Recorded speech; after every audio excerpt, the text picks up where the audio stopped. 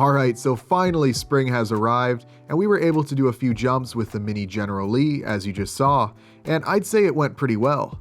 We had some very good looking jumps, and we also had some not so great looking jumps, but actually still pretty fun to watch. The General certainly didn't come out unscathed, but we'll save the autopsy for an upcoming video. In fact, some of these jumps I actually pushed the car over the ramp, which usually resulted in the car tumbling off to one side, but hey, we did the best we could. Fortunately, the body seems fine. That all stayed together in one piece as far as I can tell, which I'm very happy about.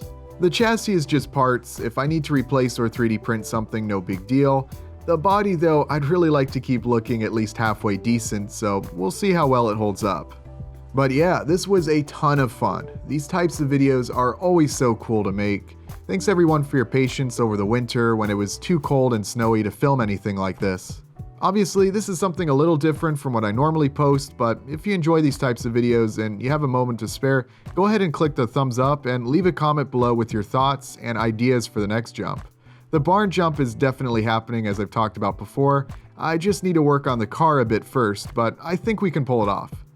Again though, I appreciate all your comments. I know a lot of folks talked about putting down flour or sawdust or something like that along the roads in the previous video, and I wasn't sure how well it would work at first, but after experimenting a bit with flour mixed with sand, it ended up looking so cool.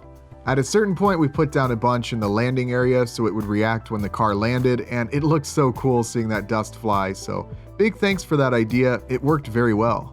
But I'm going to wrap up this video right here. I've got a lot in the works at the moment, so I'm going to keep this video short and sweet. There's a lot more on this project to come though, so be sure to stay tuned. Full playlist for this project is below in the description. As always, thank you all very much for watching, and I'll see you next time.